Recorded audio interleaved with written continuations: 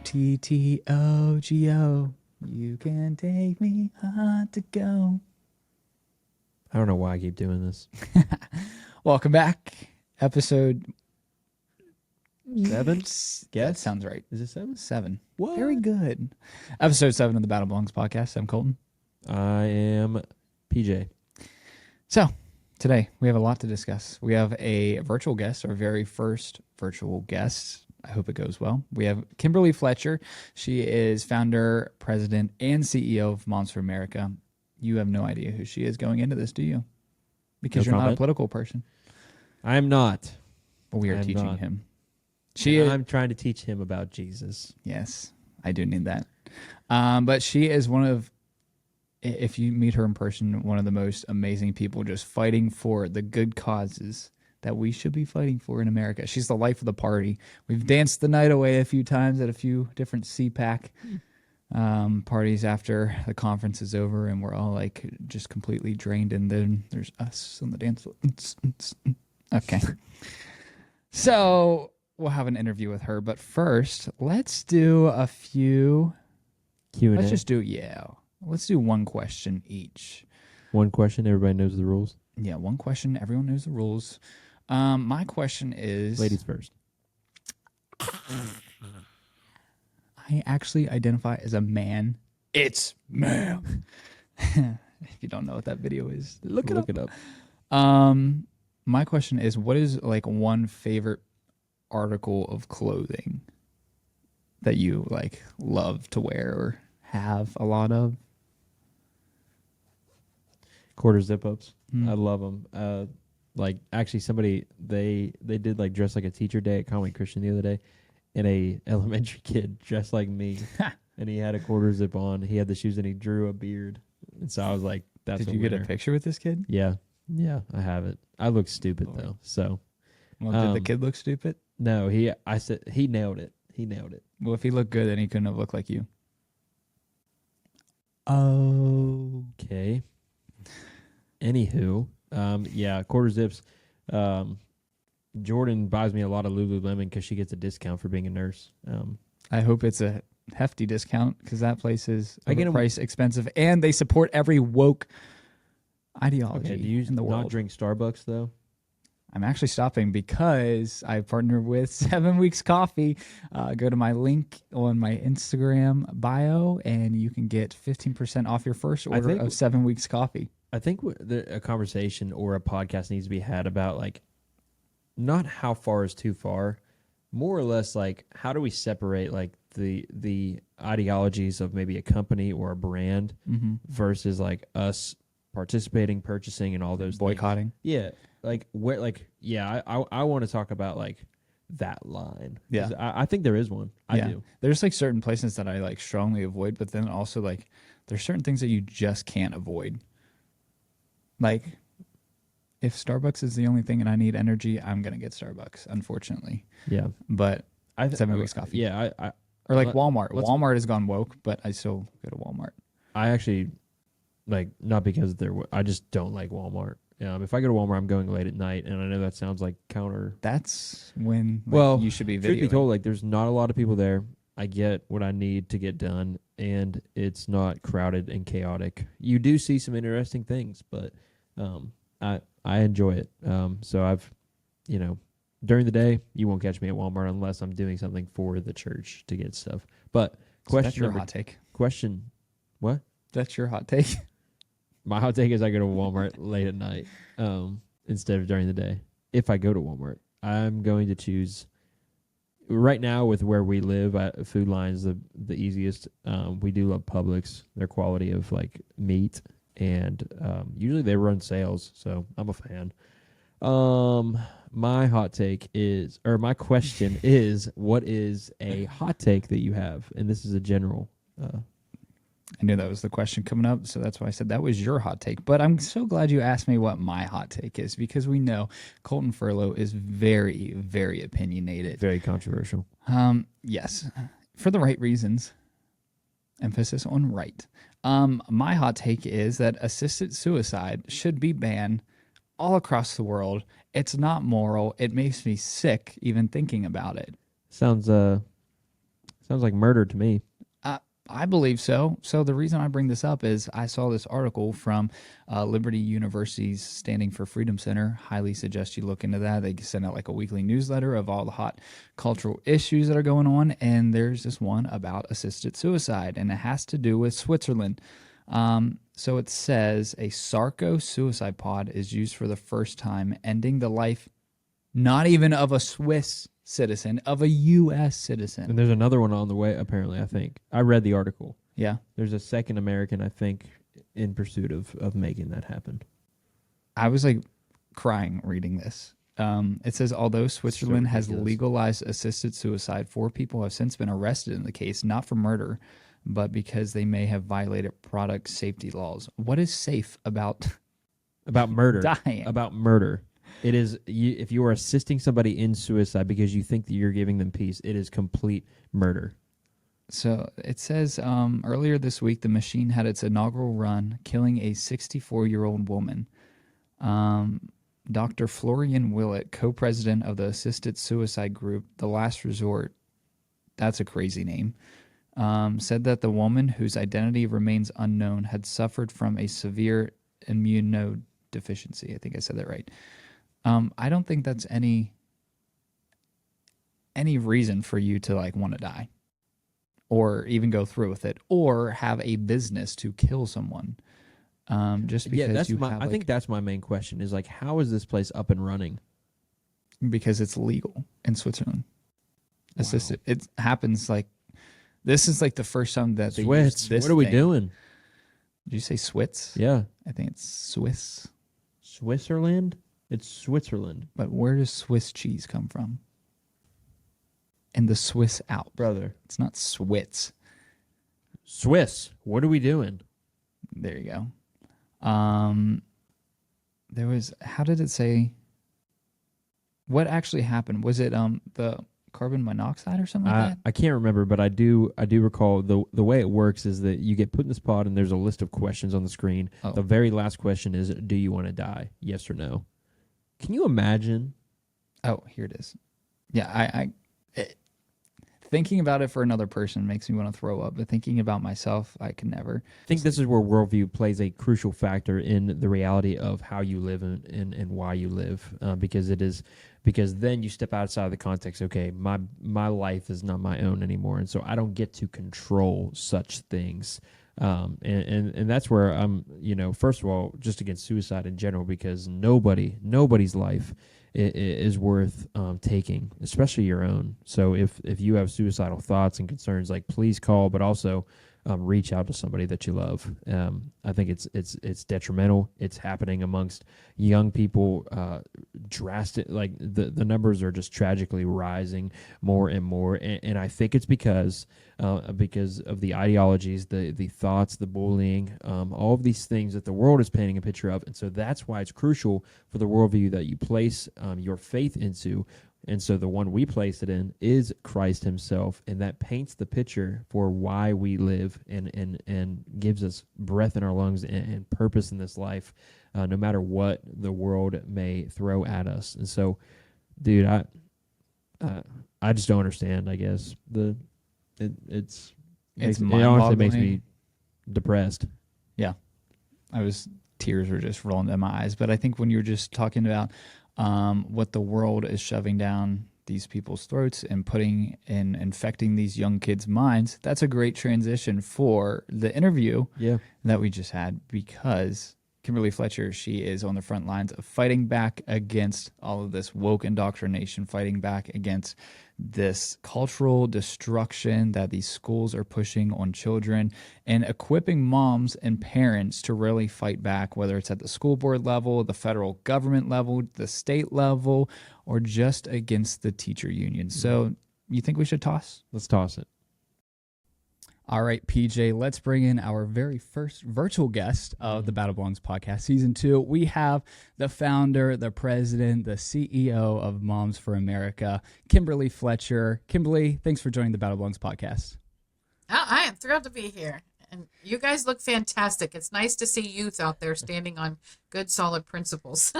Oh, thank you. Thank you. Well, we actually can't see you right now because of computer's turned the other way. But I know that you're looking great. It's been quite some time since I've seen you. It's been since CPAC, I think, the last day when Trump was there. So what's been going on? How have you been? Busy. Yeah. This is they all keep saying, that every election since 2014 they've been saying is the most important election in our lifetime. Every single one has been significant, but this really is the most significant election in our lifetime. This is the most important election on the direction that our nation is going since the first one with George Washington, because now we are going to decide if the freedom that they establish is going to continue. This is about the free world. So it's been all hands on deck for this election. Yeah, it really feels like we're at a crossroads in America right now. And we talked about this a couple weeks ago on the podcast of the directions that we're going to take. Are we going to choose freedom, or are we going to choose socialism or communism? So speaking of the election, we just had the first and only vice presidential debate over this past week. And it was between J.D. Vance and Tim Walz. And it was a lot less chaotic, I'd say, than the presidential debate between Trump and Kamala. I think they got a lot more substance in. What was your just initial thoughts on that debate?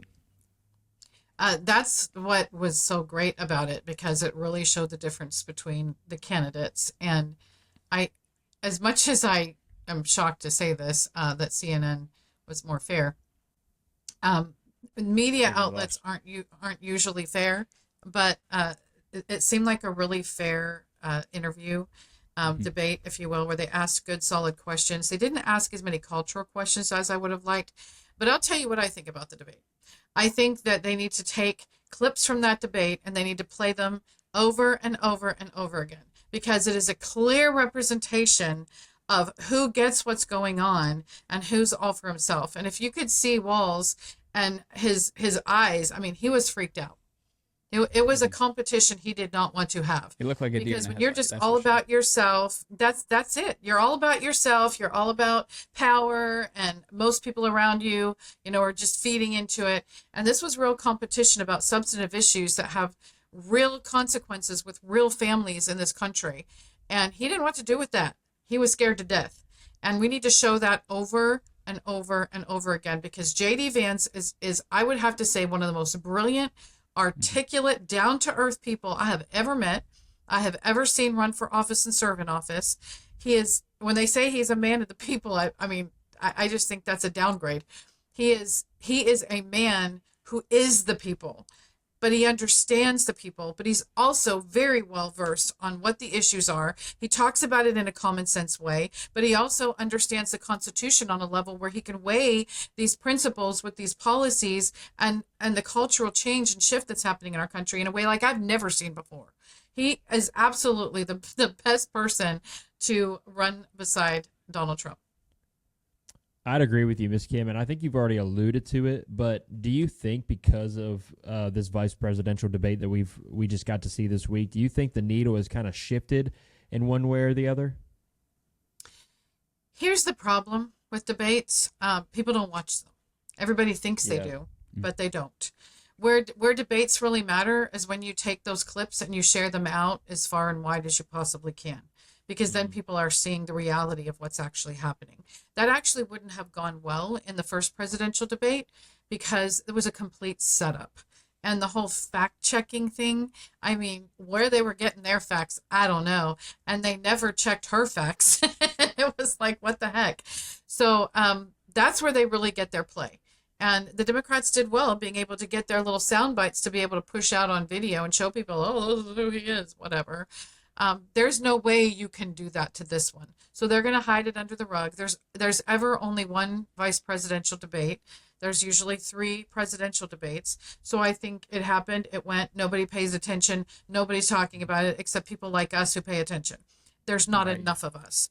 So what we need to do, those of us who do pay attention, is take some clips and start sending them out with every network that we have and push out the difference between the two. That's what's going to make a difference. That's what's going to shift it. Right. And I think they really hit some of the the top issues that Americans are concerned about: the economy, border security, and they even talked about abortion. And I don't know what your thoughts are on abortion. We don't even have to get into it, but I'm not necessarily fond of the Trump-Vance stance on abortion, but I do understand it. But the other side is the most radical. They have the most radical stance when it comes to abortion. They don't want any restrictions on abortion. They want to murder innocent human lives in the womb up until birth, and sometimes even after. In Tim birth. Walz's case, Absolutely. but yes, it's absolutely horrific and disgusting. But one of the things that Tim Walz said, he says, I don't talk about my faith a lot, but Matthew 25:40 talks about, to the least among us, you do unto me. And he was talking about the illegal immigrants and how we should be like feeling compassionate for that. Yet basically in the same sentence, he's like, well, we're just going to kill innocent human lives up till birth. What is your take on that whole entire debacle? Okay, so I'm going to say something very unpopular, but I can back up everything I say. The abortion issue is dead. We're not going to win it. Yeah. But here's the reason why. And if we understand the reason why, we absolutely will win it. This is not a legal issue. It's a cultural issue. So let's start with the legal side. Abortion never, ever should have been taken away from states. The federal government has no right. The Supreme Court went against the Constitution, smacked right against the Constitution the moment that they passed Roe v. Wade. And really, they didn't pass anything. We got to remember that the Supreme Court, their whole responsibility is to determine, they have two roles, to determine whether or not something is in fact fitting within the Constitution, and to assist with interstate discrepancies, disagreements. That's it. That's all they're supposed to do. So they have been regulating and legislating from the bench, and everybody just sits back and goes, oh, it's law now. No, it's not. It absolutely went against the Constitution the moment that Roe v. Wade, that decision was made. And every time we try to talk about that, people are like, no, it's the law. It's the law. No, it's not. It's not the law.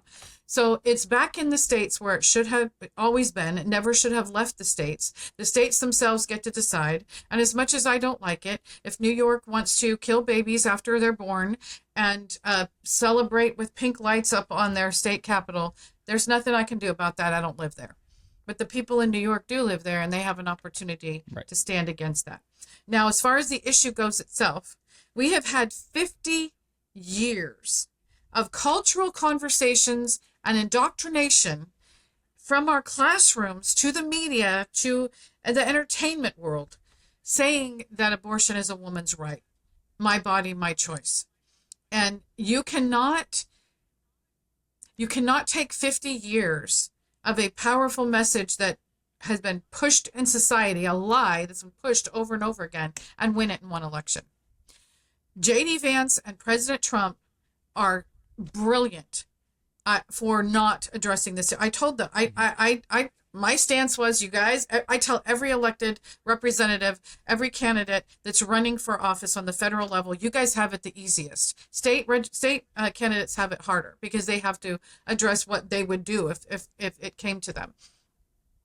But the federal level, all they have to do is say, abortion should have never, Roe v. Wade should have never been in the federal government. It didn't belong there. It went against the Constitution. It's back in the states where it belongs, and now the states can decide. And that's where the battle is. And that's where the battle begins. You think the battle begun when we overturned Roe v. Wade. First of all, I never thought I'd see that in my lifetime.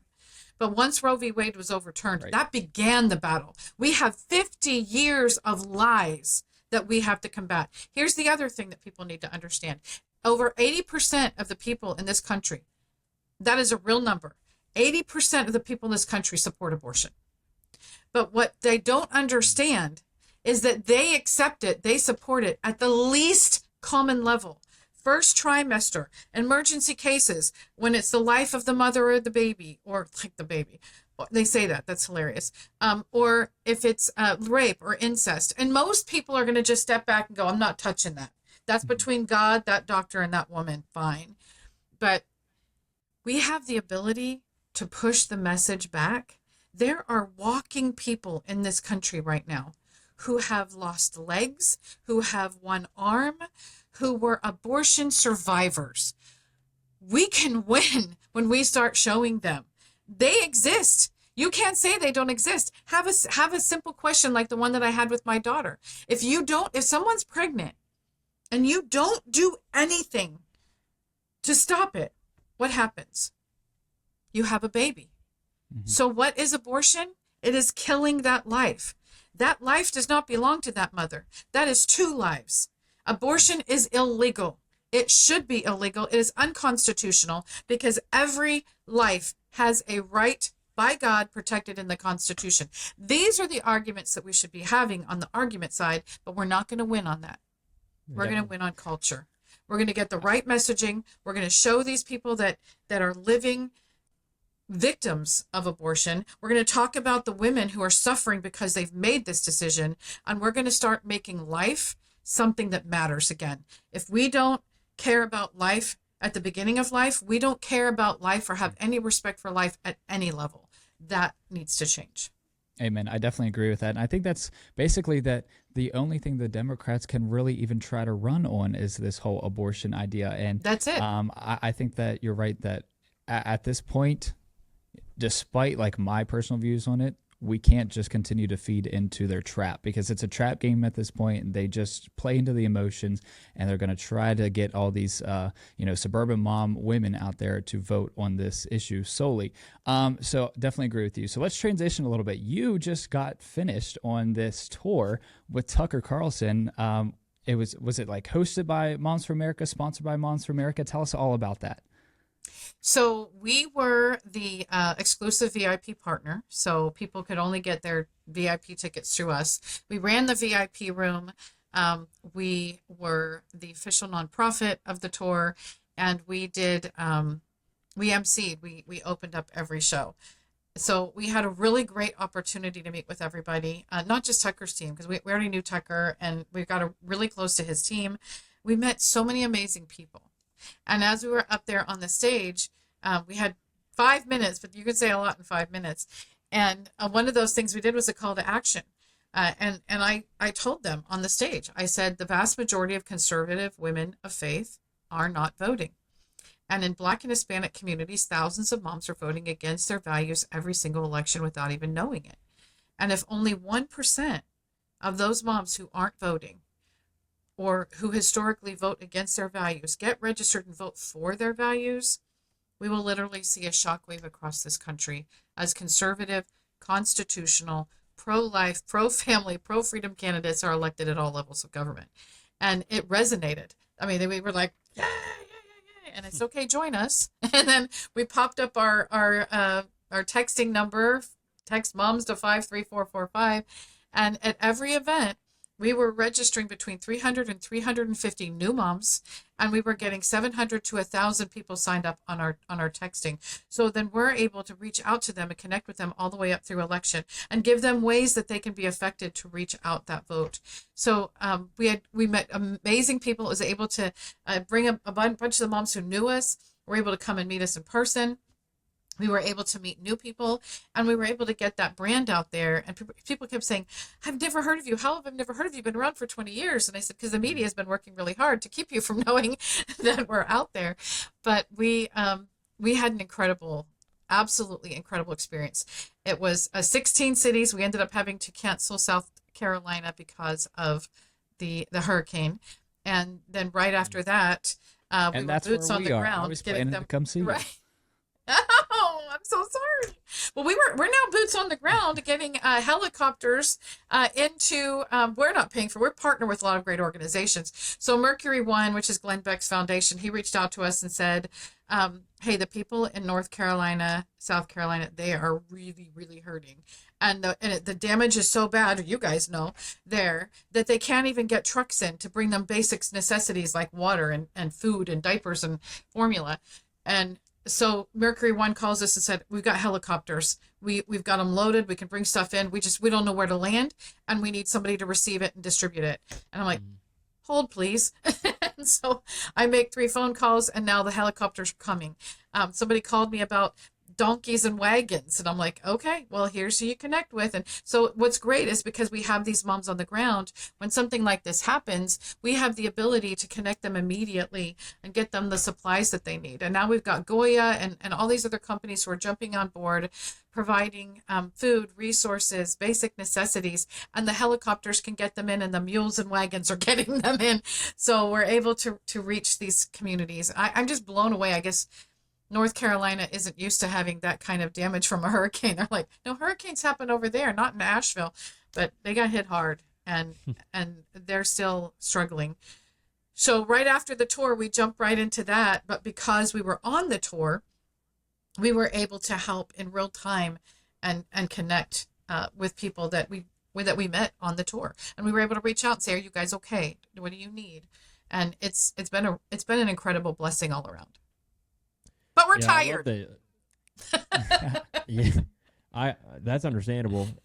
That is very understandable. I think it's so cool too that we're seeing the church in itself, and when I say the church, I mean the Big C Church stepping up. We're seeing nonprofit organizations. We're seeing teams that you have brought in because the little that the government has played into the factor of the results of the hurricane, there are restrictions and limitations on what they are delivering, and so whole whirlwind there.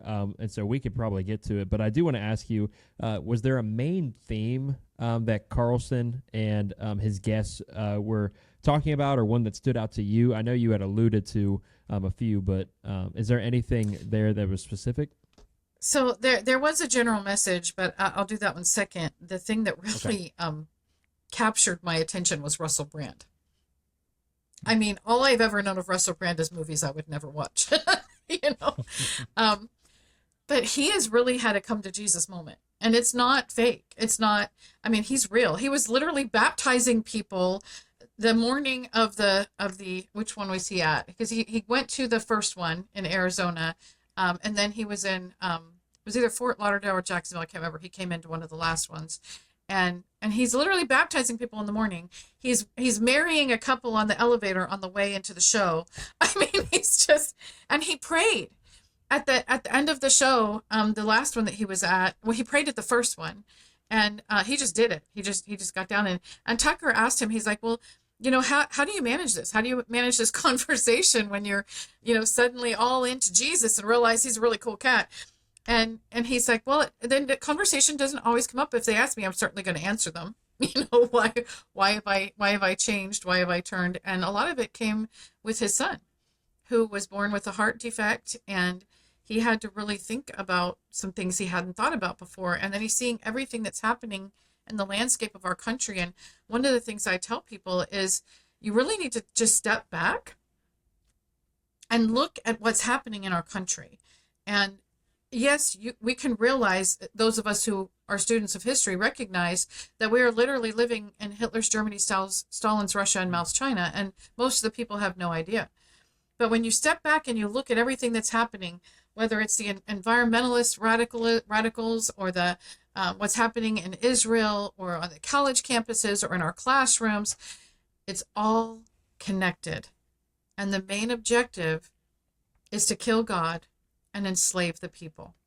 Mm-hmm. And I told Russell that because I wanted to thank him for what he's doing, because when someone like him is coming out and helping people realize if we stand with God, we're in a lot better shape. And he does win in the end. Spoiler alert. And it really touched him. And he's sitting there showing me the pictures of his family. We're in this VIP room and all these people are wanting to talk to him. And he's like, Kimberly, come. I want to show you the pictures of my children.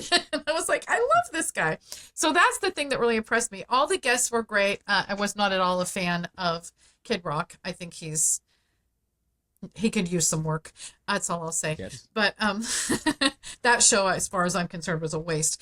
But the one underlying theme that Tucker is, every state, every location, he'd have something specific for that state or location, and he'd throw in something different. But the underlying theme was always coming together and protecting our own. And he said, the one thing that parents want more than anything is for their children to love each other. Because once we're gone, that love that they have for each other is what carries on that family. And I'm like, I had never thought about that before, but I'm very blessed that my children all love each other and they're all on text streams together. And that's true. We want our children to have a good life. We want them to experience the freedoms and the joys of family and freedom that we've had, to understand it and hold on to the faith that we've instilled in them.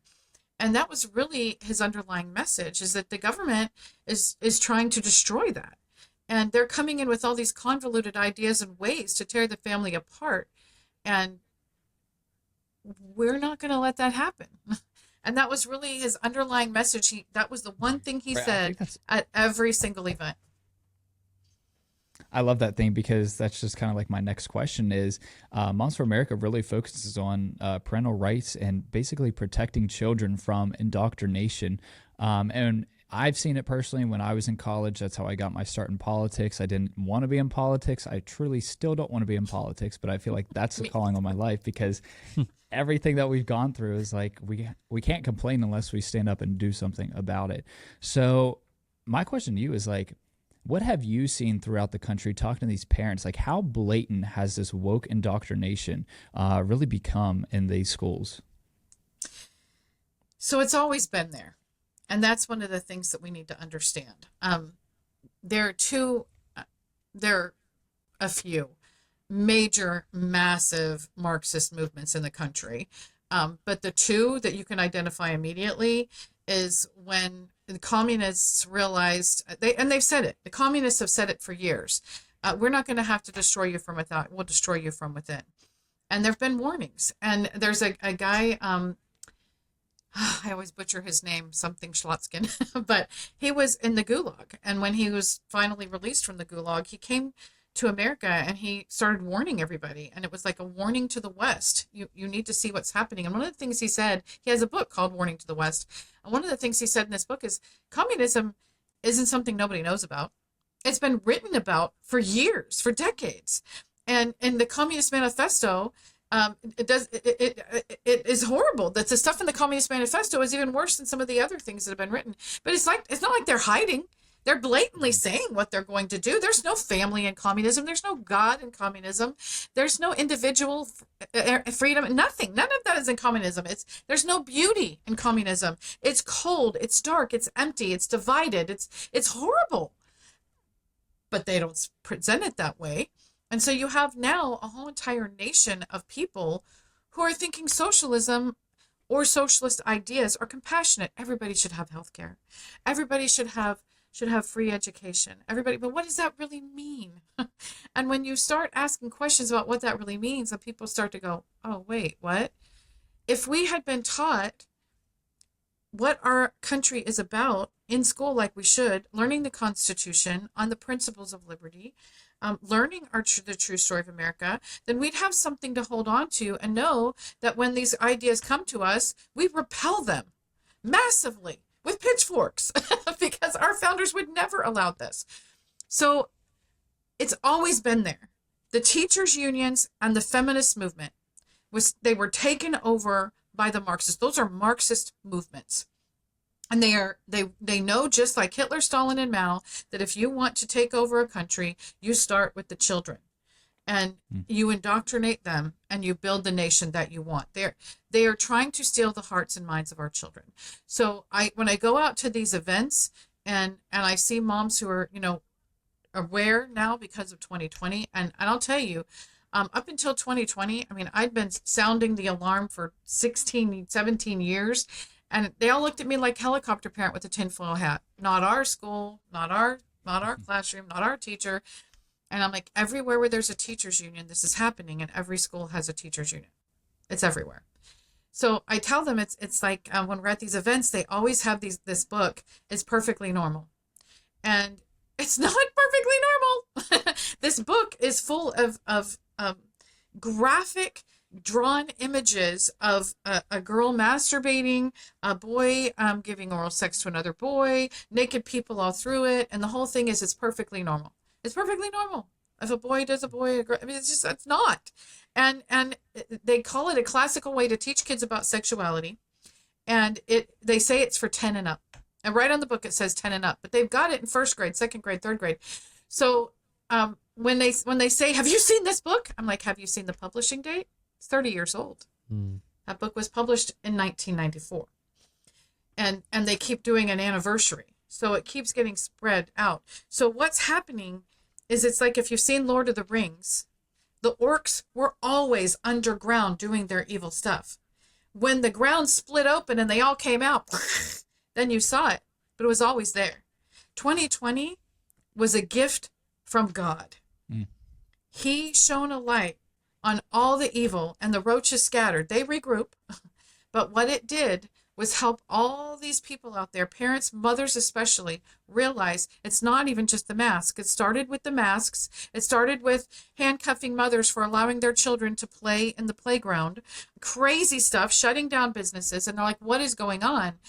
And then they started to connect the dots with everything else. And they started to see, wait a minute, why are prices going up? Wait a minute, why are they trying to shove a needle in my child's arm? What are these books that they're shoving down my kids' throats? And now we have this army of moms that just needs to be armed with the right tools and resources to be able to fight back. And that's what we do. And because we had already prepared all of those things, in 2020, we were there to be able to help and support them. And now we're over 500,000 moms, all 50 states. We're growing in massive amounts, and we're just trying to keep up and support these moms as best as we can.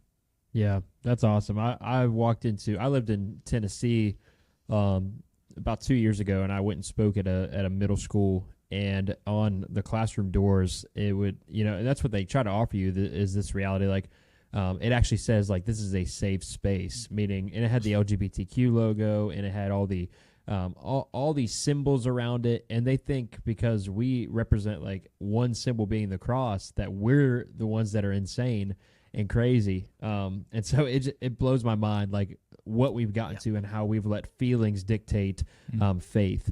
And so my question to you is then, on that note, how would you encourage parents to, like, what should they do if they find out their children are being taught inappropriate things, such as trans ideology, the LGBTQ stuff, and so forth? This is a tricky question. And I have been very careful to not call for a mass exodus from public schools. But right. I just want to lay some things on the table here. We are fighting a massive evil.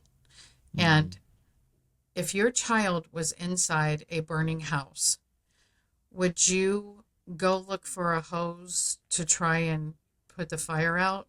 Or are you going to go in there and pull your child out and then get the hose?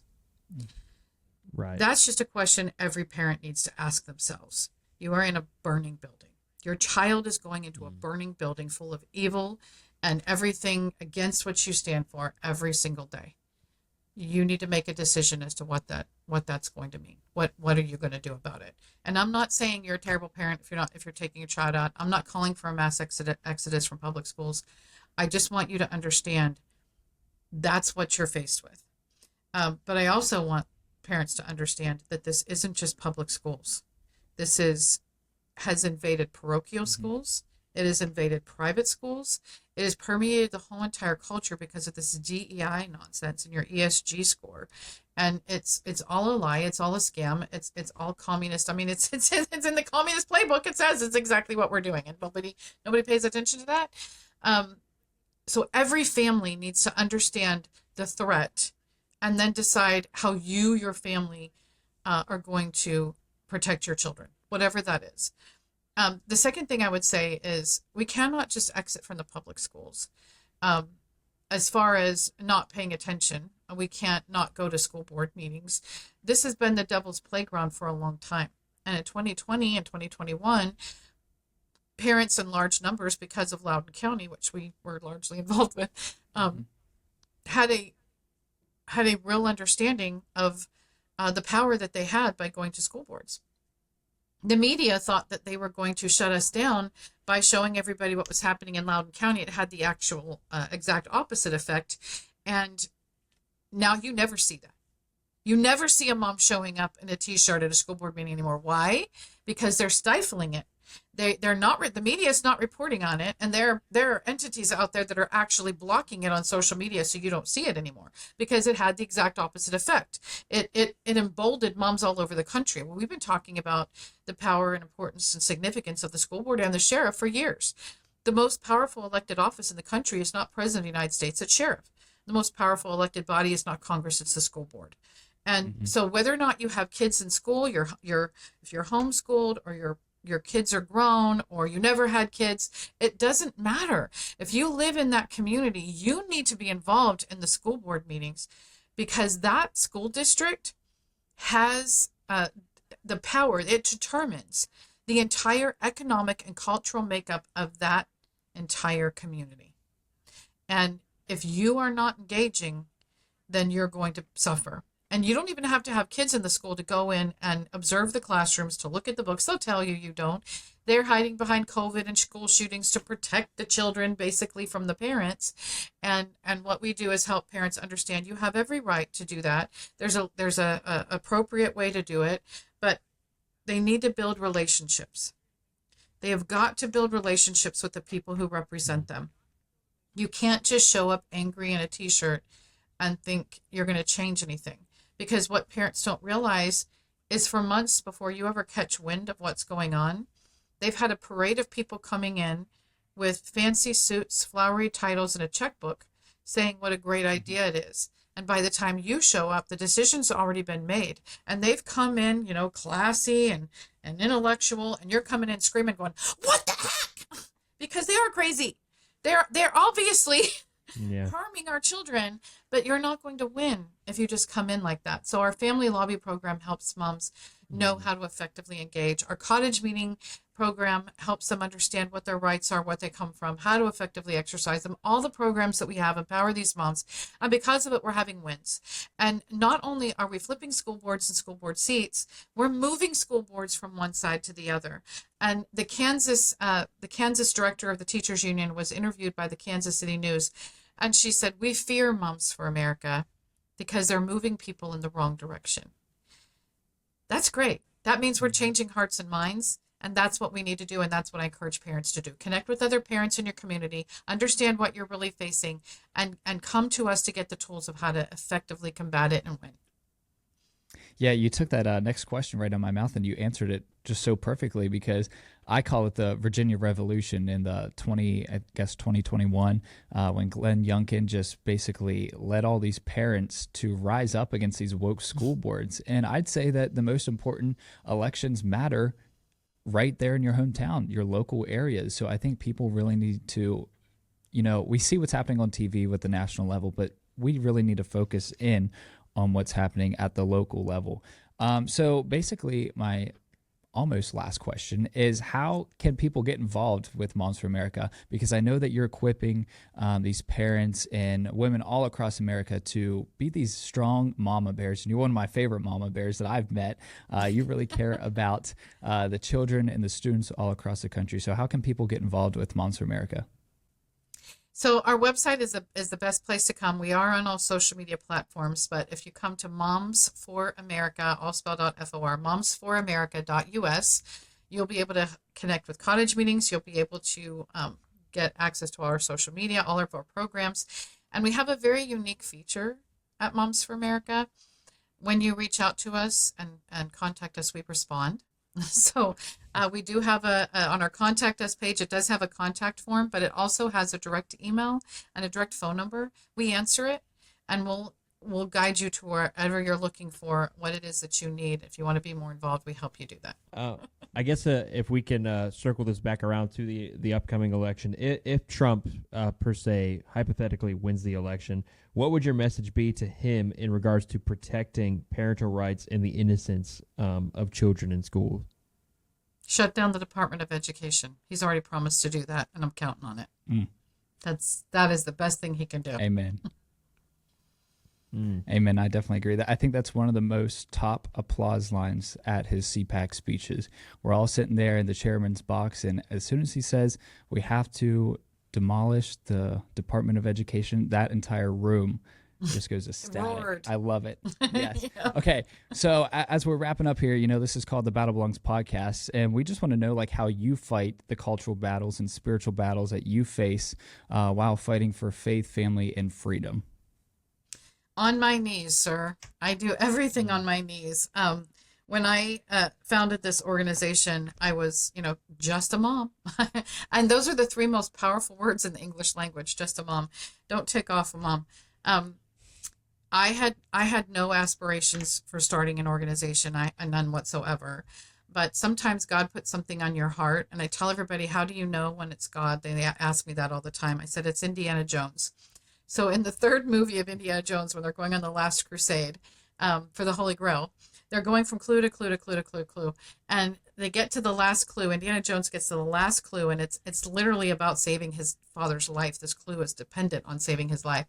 And he comes out into this big open cavern that's going miles down. And the clue is take a leap of faith. And he's like going, and you can see the turmoil in his face. Like every other clue has gotten to where you need to go. My father is dying in the other room. And he's like, and everything in his brain is saying, heck no, turn around and run the other way. But he closes his eyes and he takes that leap of faith. And suddenly this bridge shows up that was always there, but it blended in with the rocks. And so you couldn't see it. And so that's when you know it's God, when everything in your brain is saying, this is crazy, run the other way, but something in your heart and soul is tugging at you and saying, just go, just answer the call, just take the leap of faith, just take one step. And that's what happened to me. And for 2-3 weeks, I couldn't stop thinking about it. It was like taking over my whole entire being until finally I was like, okay. And I asked the Lord, why me? He wants me to start a national organization. That's all I know. I know it's supposed to be about family and freedom. That's all I know. And that's the way God does. I'm like, just tell me what you want me to do. But the journey is the experience he wants you to have, because then you're a better leader. And what you learn on the journey is invaluable. And so I just asked him, why me?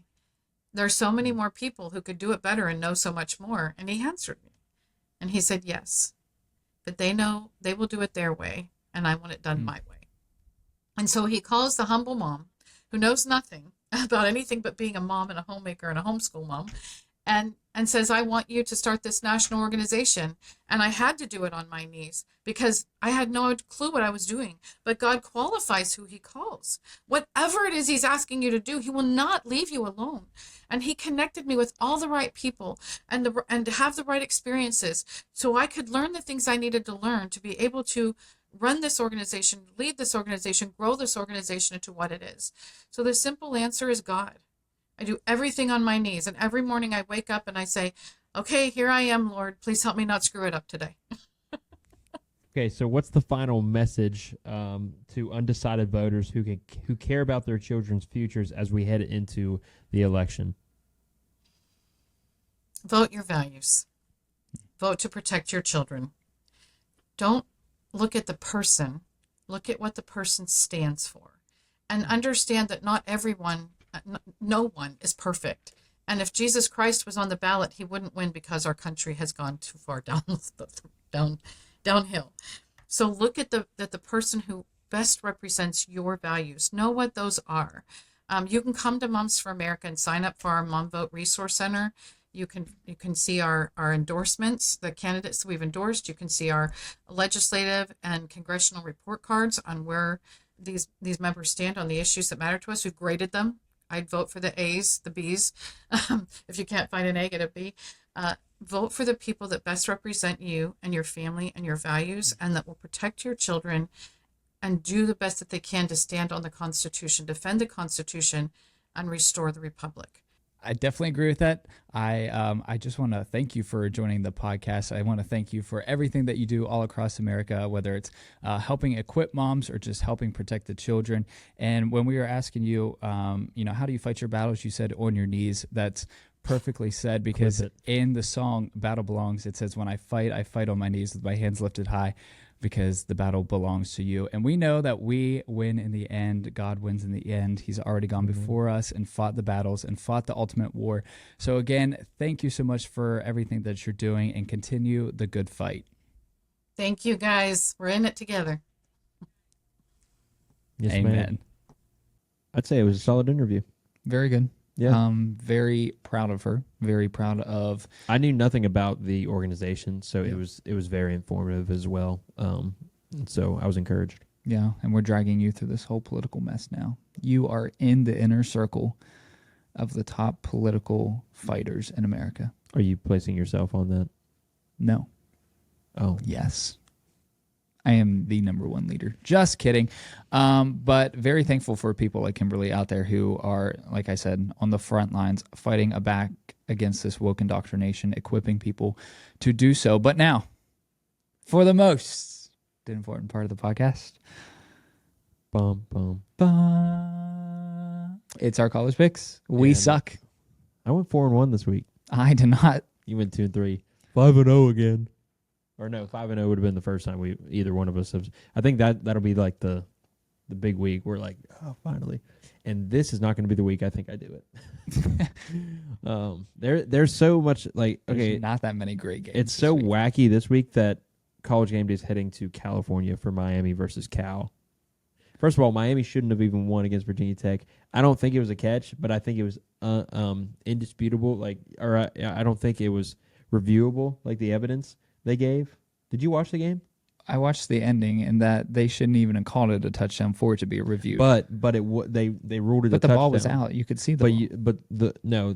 The conclusive evidence was not there. I think they The did. ball was not in anyone's hands. I think The ball was out in the open. I folks. think Doesn't that matter what you I think. think Facts trump opinions. that they did it for a Proceed. business decision. Miami's the last undefeated ACC team. They kept him up there. Well, speaking of business decision, did you see that the Cowboys missed that one field goal or extra point when it was like a money line thing, and they were the Giants. and he never never missed And then he missed. beyond like the 50-yard or something like that. It was and kind he of his shanked it. stat was crazy. Yeah, no, he like blatant like it was like as soon as he kicked it, it was wide right. I was like, wow. Anyway, back to this week. Yeah. All right. Let's start with your favorite. Let's go with the West Virginia Mountaineers at Oklahoma State. Oklahoma State, may I add, coming off 2 straight losses. The last time that we played a team from Oklahoma who lost 2 straight, I was there.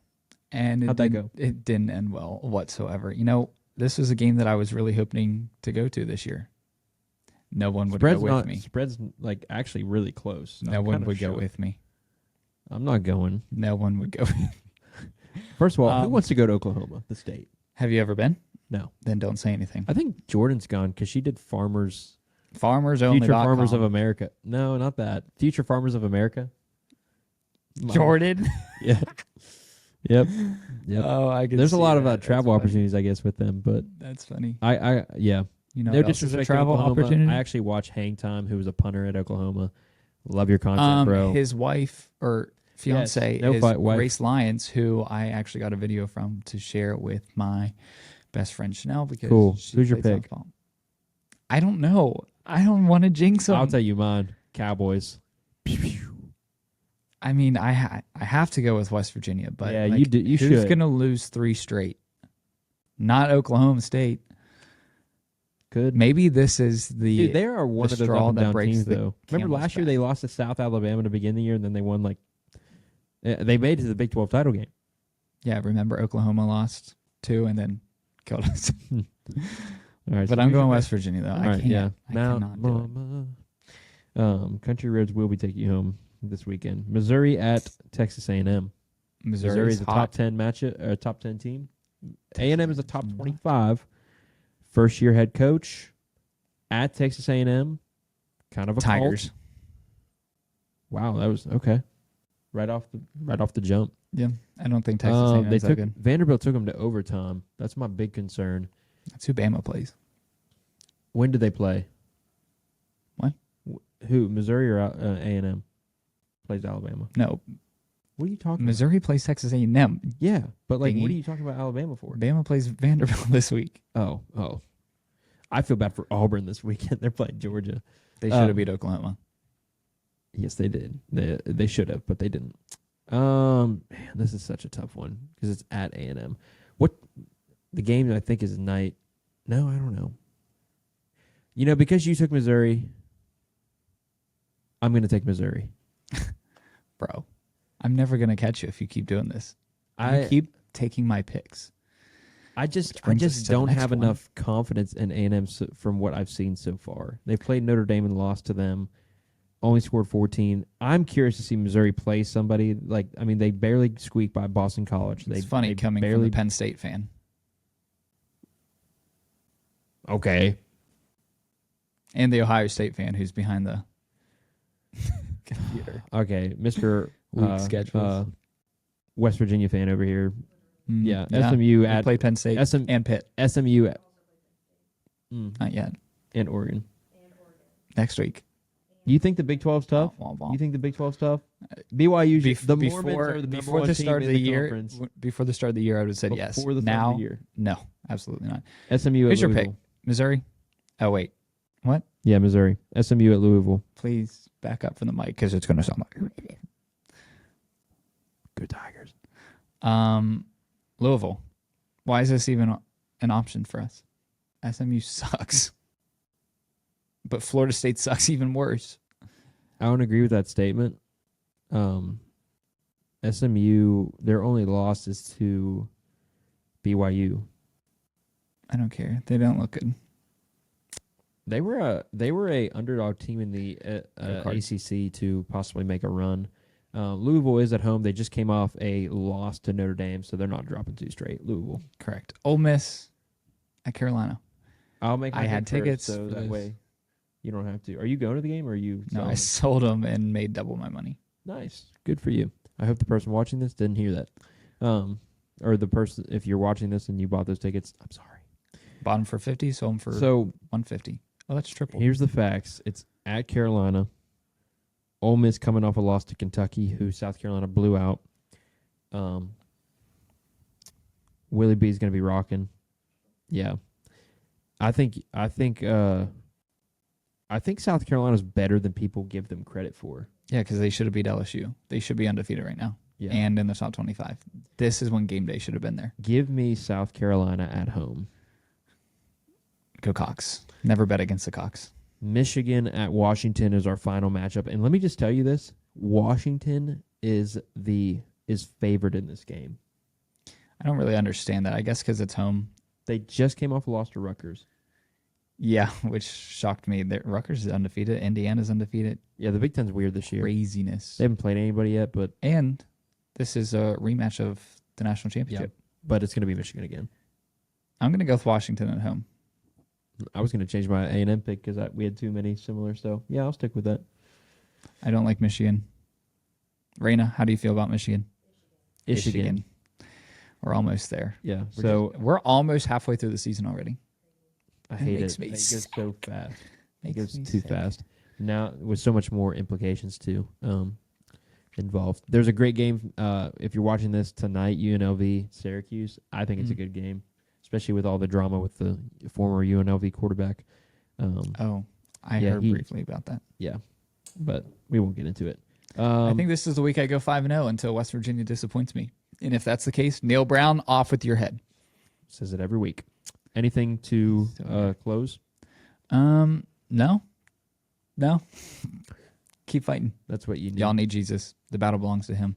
Fight on your knees, hands lifted high. Oh God, the battle belongs to you. See you next week.